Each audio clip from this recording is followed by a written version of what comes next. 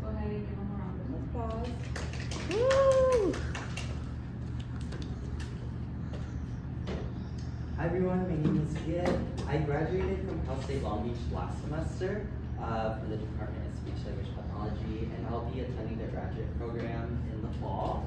So this project I actually did with the university's honors program for the last 2 semesters here at Cal State Long Beach, and it was a really long process. It ended up being 70 pages, so I was just like, okay, well, I'll present it here. The professor was like, you should present it at RSCA. Unfortunately, she wasn't able to come today because they're a little busy, but to present it, and she helped guide my project a lot for this. So for this, I'm doing the role of wordless picture books in speech language pathology and literacy, and this was both a research project and a creative project. So I do have the wordless picture book that I made on the table. I'll pass it around in a little bit, and then this was also a review of the literature, so all the boring stuff.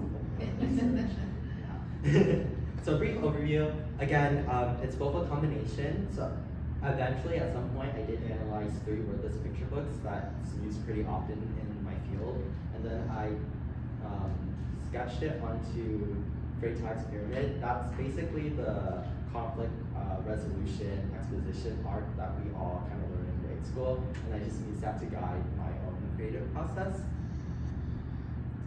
So for acknowledgements, I'd like to thank my professor, Dr. Margaret Venter-Wilson, because she helped me do this project, my friends in the SLP department, and my roommates. One of them is here today. And while I was doing this project, I crashed on our dinner table like a lot, and I complained a lot too, so I appreciate them being there and helping me through that. So I'm going to be going over these basic points. What is speech language pathology? Because it's a very niche field in healthcare, I'm sure not many people know. So we'll just go over that briefly. What is language? I think everyone has like an idea what language is, but the definition is actually very complicated and complex. And then literacy, I'll go over assessments, wordless picture books, and then the creative process that I went through to do this project. So a speech language pathologist is a clinician that works throughout the lifespan to treat speech, language, swallowing, and cognitive disorders. And it's very different in the educational field and the medical. So for medical SLPs, they work on swallowing mainly in like an acute setting. And then for educational SLPs, they work in like a school or private practice. If you guys ever had like younger nieces or nephews, probably maybe they've seen an SLP before just for their speech sounds. So for the purpose of this project, we'll be focusing on speech language pathologists that work on language, because it's a really broad field, and language is also a really big area that SLPs work in. So the definition that I got for language is it's an abstract dynamic symbol system that we use for communication. It's culturally bound, and there's several modalities. So there's verbal language, there's written language, and then there's sign language. I do want to specify that American Sign Language is its own language, but when kids are still learning words, sometimes they'll sign, and we count that as like a modality, like just a different way that we're using language to communicate. And then for speech language pathology, we like to split language into 3 pieces: form, content, and use. Form is phonology, morphology, and syntax, and that's just basically how things are formed, how they're created. Morphology is words, syntax is order, and then phonology is sound system patterns. So like the SPR cluster in spring, you'll never find it at the end of words in English, just because that's how it is in English, and other languages will have their own rules as well. And then content is just semantics, vocabulary. It refers to meaning, so very easy. And then pragmatics is what I'm doing right now, is social communication, is how we interact with other people, how we use that language to interact with other people. So when there is a suspension, disruption in the suspension bridge, because they're all related, someone might have a language disorder. It can be expressive or receptive. A lot of times when people have strokes, their areas of the brain, Broca's area or Wernicke's area, will be affected, and this can affect expressive or receptive language. So if it's Wernicke's area, they might not be able to understand things, so following directions would be hard for them. But for expressive language, they might be able to understand everything, but everything that comes out is like a word salad. So they might be like, oh, the dog flew sky. Like, it's coherent and you can hear it, but it doesn't make any sense at all because they don't have that receptive portion. And of course, one or more of the domains would be impacted for it to be a language disorder. It really depends, and the prevalence and incidence are increasing. We don't really know why. Maybe there's more awareness, people can be overdiagnosing. There's a lot of different reasons, but because there's a higher prevalence, it's important to take into consideration. And then when we talk about language, we have to talk about literacy, because literacy is the reading and writing that comes with language. Hope you don't make use. If you have weak language skills, it's gonna be hard to learn how to read and write. I know when I was younger, I struggled a lot with language, and my words are like everywhere, and I'm so bad at reading. So it's really a reciprocal relationship, and so if you struggle in one area, you're gonna struggle in the other. And so it's important to take this into consideration because, again, in everyday life, you need to not read to get through life. Like, everything requires reading. And then wordless picture books, they're just books without words in it. They have no text, it's sequenced by illustrations, and it's often used in a speech therapy setting when targeting language and looking at how someone's language is developing. So there's different ways to use it. It improves visual literacy skills and pre-literacy skills. So when we're teaching kids how to read, they have to learn to flip the book. Before they even process words, they have to process pictures. So it is a really neat tool to use with kids who are still learning how to read. It's great for diverse populations because not everybody is reading English either, right? Especially, I know a lot of parents, immigrant parents, they don't know English, but their kids might know English, and so they can read it in the language that they want because it's not constrained by text. That's a great thing about wordless picture books.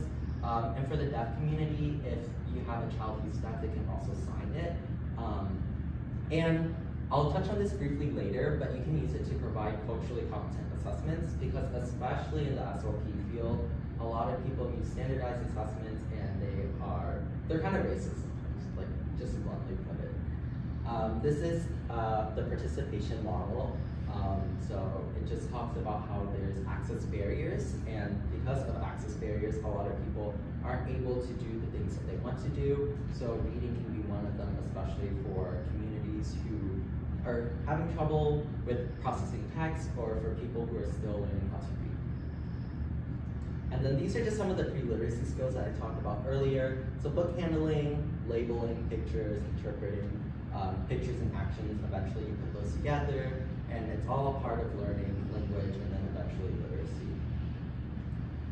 So there's two types of assessments. There's standardized assessments and there's dynamic assessments. So the two types of standardized assessments are criterion reference assessments and norm reference assessments. Criterion reference assessments, it's a checklist of things.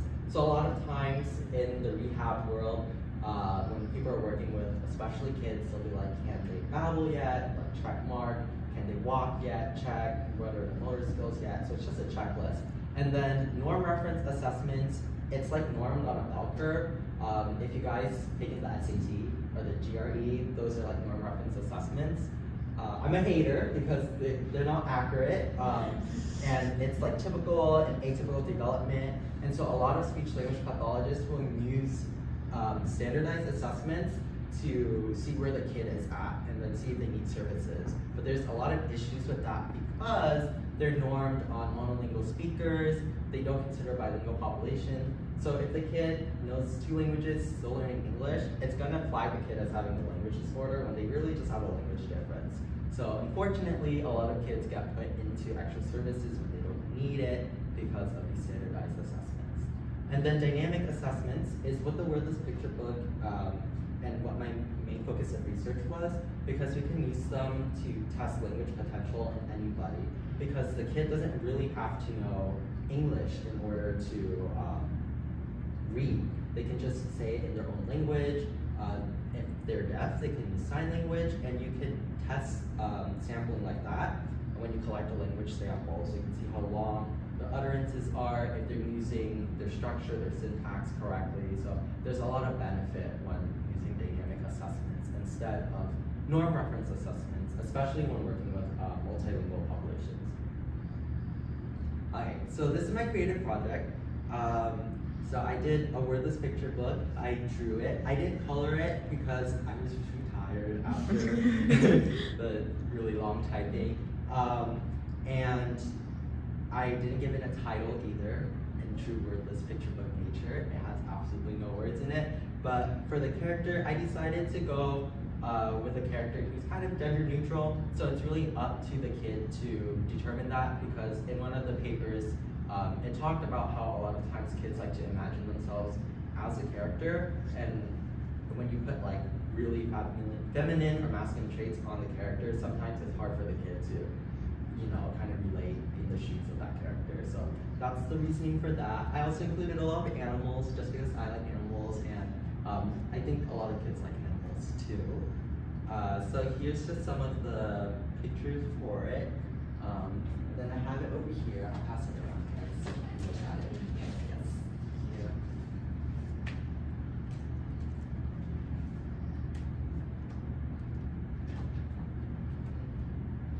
And then I have like a small activity here where I'll ask someone here to do a narrative retell with me. So it's just, I just took some pictures, I scanned it into this presentation, and I would like someone to just tell me what's happening, like do a narrative retell, pretend you're someone who's like reading it. Anyone can do it. Cheers. I'll go. Okay, awesome. Do you want to do both or can I just do one? You can do one and then we can do another Okay. person. The one on the left, it looks to be like I think it's a girl. I think she's going to a fruit stand.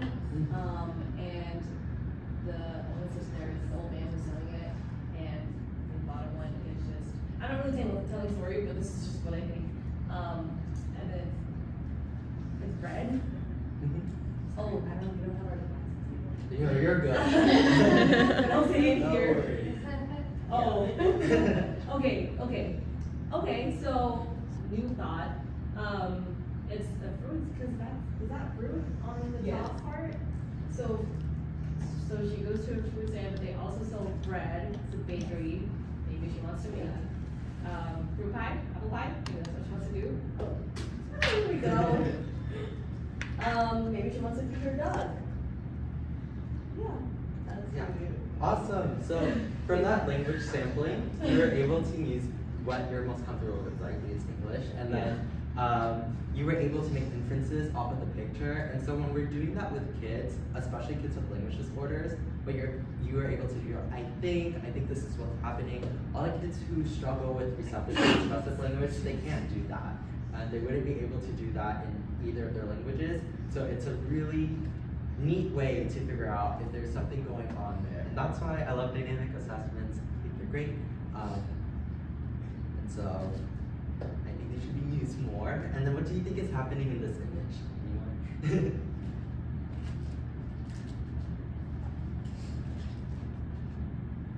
Oh, I think, I'm sorry, Which the first one? Yeah, just as a sequence. Oh, as a sequence. So she's at a park, just enjoying the park with her duck friend, and these cats are running around and playing, and they steal the piece of bread that she's feeding to them. Awesome. So on the technical side, with language sampling, I can see that you're also using like conjunctions, like you're sequencing. Again, with language disorders, kids, they wouldn't be able to do that. It's hard for them. It's hard for them to do first, next, right? And so we know what to work on too. It's not just like standardized assessments where it's like, this is where you're deficient in and you get services. With, I'm sorry, not like standardized assessments. Dynamic assessments are more like, this is where you're at and this is your language learning potential, and we'll work with that. So with wordless picture books, it's a really neat way for clinicians to assess that. And so, in general, for discussions and recommendations, I think wordless picture books are great because they're good for visual literacy. So before developing words again, before kids can see that, they learn how to interpret pictures first. Visual literacy is important for modern society. If you see a sign with an X on it and someone's swimming in a puddle of water, if you didn't really have the skills to interpret visual literacy and just jumped in and start swimming, that's like a hazard. So visual literacy skills are really important. And so learning how to interpret and making those inferencing skills at a young age, it can definitely help in later life. Participation model, not everyone knows how to read text. In my final semester, I did my internship at a higher supports need classroom, and a lot of the kids here, for multiple reasons, they weren't able to read text, and that's okay. They still deserve to be able to participate with their peers, because reading shouldn't just be purely educational. A lot of people do it for fun, and so if they aren't able to read text to increase their participation, I think wordless picture books are a great way to do that. I know a lot of people think because it doesn't have words in it, it's not helping them learn, but really it does help with a lot of inferencing skills that you need for reading and writing in the future. And then for educators or clinicians, I think it's great. If any of you guys are in like an educational field or thinking of going in an educational field, I think it'll be great if you incorporate wordless picture books in, especially for the younger kids, because they like them and they can use their imagination. I'm not saying don't use any books with text in it, but there's a lot of benefits for wordless picture books as well. And of course, just be creative. Thank you so much for listening to my presentation. I really appreciate it.